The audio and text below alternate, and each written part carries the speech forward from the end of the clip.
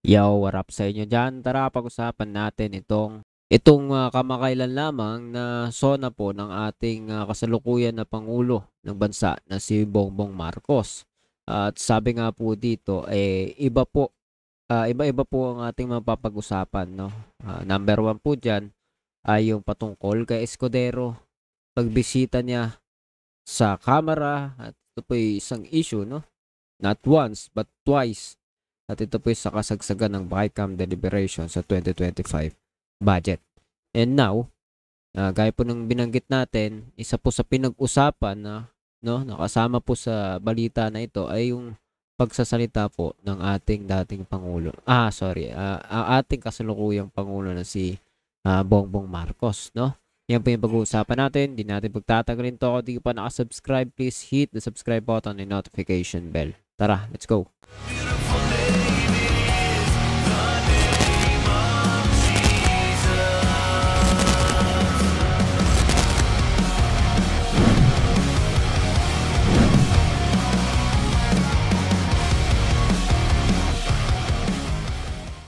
So, yun nga mga tol. Sa video na to, makikita po natin ang mainit, no?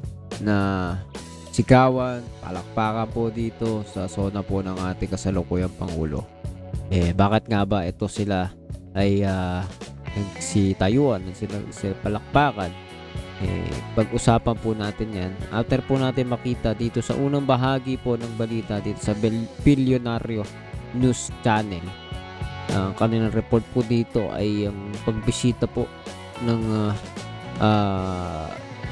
I think siya pa yung kasalukuyang president ngayon, no? Pero may mga usapin, no? Hindi ko alam kung ano na ang update dito. Anyway, ito po si Chis Escudero na kasalukuyang Senate President, no? Hindi ko alam kung meron bang usapin ng pagpapalit sa kanya. Hindi ko po alam. Pero dito sa balita na ito na posted nitong July 28, 2 days ago siguro, ito po yung espekulasyon na umano'y sa usapin ng budget insertion ni SP Chis Escudero. Sa kasagsagan ng BICAM deliberation sa 2025 budget. Ang detalye sa agenda report ni Dexter Ganibe, live nagulat mula sa Batasang Pambansa. Dexter, so ano na ang latest dito sa tinaguriang ham and cheese insertions?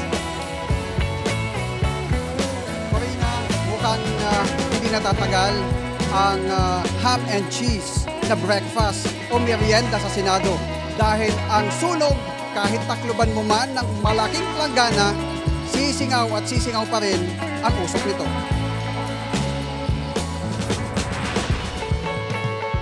Hahamakin ng lahat, makamit lang ang minimithi.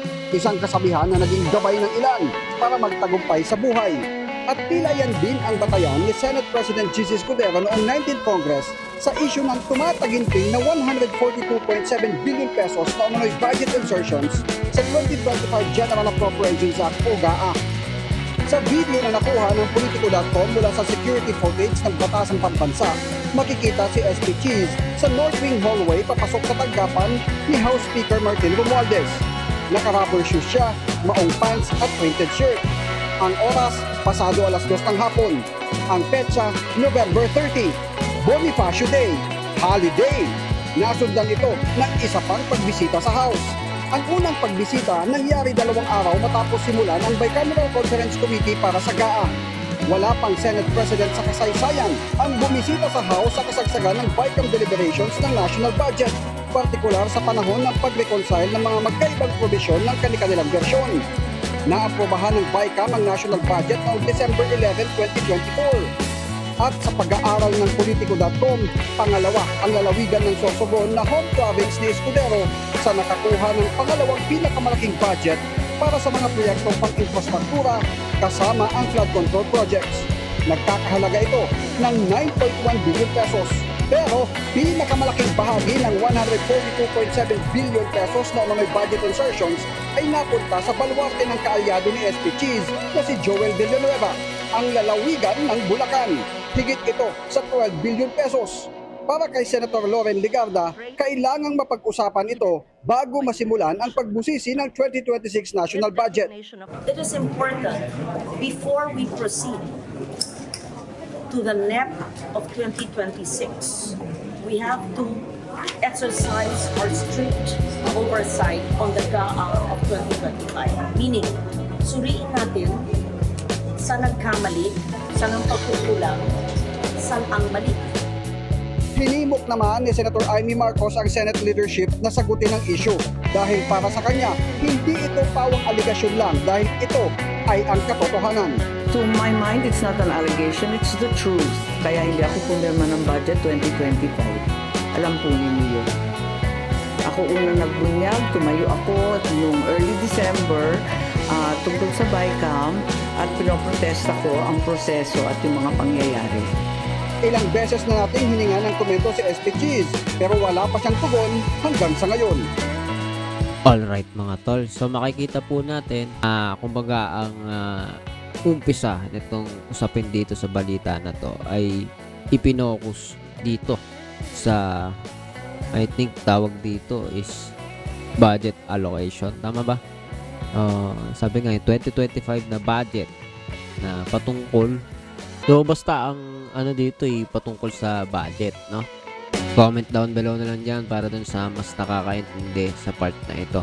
Anyway, ito nga ang naging usapin dito at talagang kailangang imbestigahan ito dahil hindi biro yung budget na alam ko ay inilabas na kumbaga pondo, no, na ginamit na dapat at ilan sa sinisiyasat nga dito ay yung may mga kinalaman ang mga tao na katulad po ni Cheese, no? Sabi nga nabanggit po dito si Cheese na yung lugar niya, no, parang Baluarte ba, ganun ba? So dito sa part na to play natin kaunti, no? Ang lalawigan ng Sorsogon na home province ni naaprobahan ng BICAM ang national budget noong December 11, 2024. At sa pag-aaral ng Politico.com, pangalawa ang lalawigan ng Sorsogon na home province ni Escudero sa nakakuha ng pangalawang pinakamalaking budget para sa mga proyektong pang-infrastruktura kasama ang flood control projects. Nagkakahalaga ito ng 9.1 billion pesos. Pero pinakamalaking bahagi ng 142.7 billion pesos na umano'y budget insertions ay napunta sa baluarte ng kaalyado ni SP Cheese na si Joel Villanueva, ang lalawigan ng Bulacan. So, ganun po, no? Ang lalaki po nung nakita po na budget doon. Yan po ay parang ito nga yung sinasabi na baluarte nila, ni lugar ni Cheese, 9.1 billion something. Lugar baluarte ni Joel, no? Correct me if I'm wrong. So, siya sa pinakamalaki, no? At ngayon po, no, napakalawak ng issue dito at yan po yung isa sa nabanggit po dito sa SONA po ng ating Pangulo, no? Patuloy po natin panoorin. Proseso at yung mga pangyayari. Ilang beses na nating hininga ng komento si SP Cheese pero wala pa siyang tugon hanggang sa ngayon. Corina, kung issue ng Pogo ang nagpa-standing ovation noong nakaraang taon sa SONA ng Pangulo, ngayon naman ang issue ng flood control projects. So ito ang isa sa pinaka-inabangan ng marami na walang pumapansin, pero actually maraming nakatingin dito, no, hindi naman inabangan. Kumbaga nakatingin sila, banat sila ng banat sa presidente ngayon ng bansa natin na si BBM.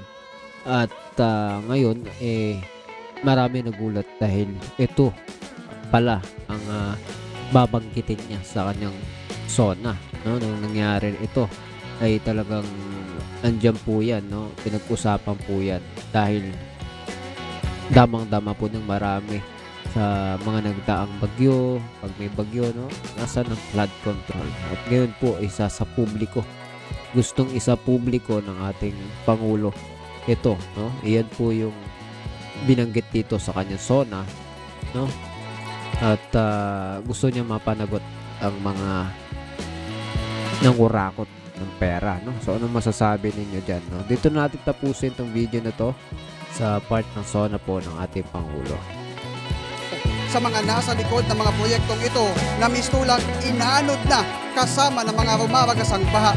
Inutos na niya ang investigasyon dito. Narito, pakinggan natin ang bahaging yan ng talumpati ni Pangulo Bongbong Marcos. Kamakailan lamang, nag-inspeksyon ako at sa naging epekto ng habagat ng bagyong Krising, Dante at Emong. Kitang-kita po na maraming proyekto para sa flood control ay palpak at gumuho.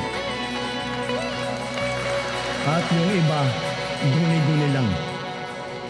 Huwag na po tayo magkunwari. Alam naman ng buong madla na nagkakaraket sa mga proyekto.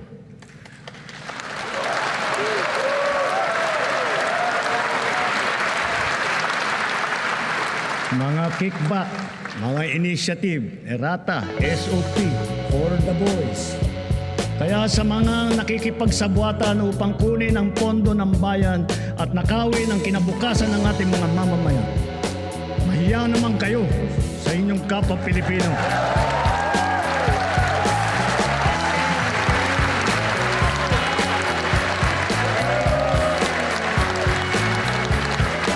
Mahiya naman kayo sa mga kabahayan nating naanod o nalubog sa mga pagbaha.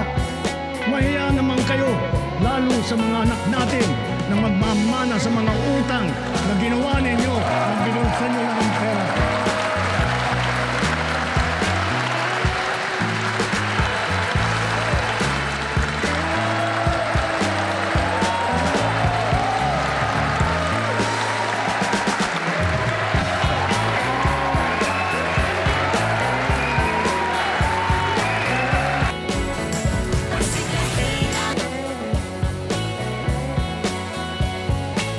Corina, ang pinakaunang utos ng Pangulo sa DPWH, isumiti sa kanya personally yung listahan ng mga proyekto ng flood control simula nung manungkulan siya hanggang ngayong taon. At kanyang re-review nito yung mga nagawa na, yung ongoing at yung mga ghost projects na flood control projects. At ang pangako ng Pangulo sa publiko, isa sa publiko, ipapublish niya ang listahan ng mga ito. Corina? Wow, so exciting pala kung seryoso talaga si Pangulong Marcos, ano? Pero sino ang magbabantay sa DPWH? Talagang DPWH din ang magbabantay sa sarili niya. Tungkol dito sa mga proyektong kontra-baha? May mga nakausap na tayo mga Senator Corina. Ang sabi nila, magsasagawa sila ng investigasyon. Kukwestiyonin nila ito bago pa man magsimula yung deliberasyon para sa 2026 national budget. Corina? Ayan, oo. Kasi parang kailangan yata ng komite para lang sa pagbabaha. Kasi yan talagang tinayuan, no, sa speech o talumpati ni Pangulong Marcos. Pero napansin mo rin, Dexter, walang banggit sa buong 1.5 oras na speech ang tungkol sa ICC, sa pagkakakulong ni Pangulong Duterte. Yes, at gayon, ICC. at gayon din yung impeachment ni VP Sara at gayon din yung issue tungkol sa online gaming. Oo, actually yun ang inaabangan din natin na baka dahil tulad nung nakaraang taon, Pogo, may kinalaman sa gaming. Pero kanina, nagulantang ang lahat nang banggitin niya yung tungkol sa pahiya naman kayo dun sa mga nagnanakaw ng kinabukasan ng mga kapwa Pilipino. Corina. Ayun, so isipin na lang natin na baka yun ang kanyang pinatuturingan. Pero yung sa espesipiko, wala siyang banggit sa tatlong issue na iyan. Okay, maraming salamat, Dexter Ganibe. Nag-uulat siya ng live mula sa Batasang Pambansa. Alright mga tol, bago tayo magpaalam, no, napakahalaga yung pinag-uusapan dito dahil hindi biro na laki ng halaga ng pondo ang nawala, ang kinurap, no, questionable, no, yan po yung tinututukan ngayon at sa kalooban ng Diyos sa mga darating ng panahon ay sabi nga ay makikita po ito, no. Siguro kung may mga corrupt talaga dyan na involved ay kakabahan, no? Makikita kasi ang kanilang mga naging trabaho dyan. So, kasi pukol ng pukol, marami, banat ng banat sa Pangulo. And ngayon, pupubliko. Ano ba itong mga ito? Ano ba ang nangyari? No? So, aabangan po ito ng marami. naniniwala po tayo ay ito po ay isang magandang indikasyon dahil paglilinis po ito sa gobyerno. Ngayon po, ikaw, anong masasabi mo dito? No? Na-mention po dito sila Escudero, sila Joel. Hindi naman siguro sila nakinabang dito, ano? At may mga usapin sa kanilang mga baluarte, hindi natin alam kung paano. Anyway, makikita nga sa investigasyon kung sino mga dapat managot, anong mali, no? Sino ang may accountability dito sa mga pangyayari na ito. So, yan lang muna tayo mga tol. No? Comment down below anong masasabi mo dito. And please do not forget to hit the subscribe button and notification bell para updated ka sa mga videos natin na parating. See you ulit sa susunod na video.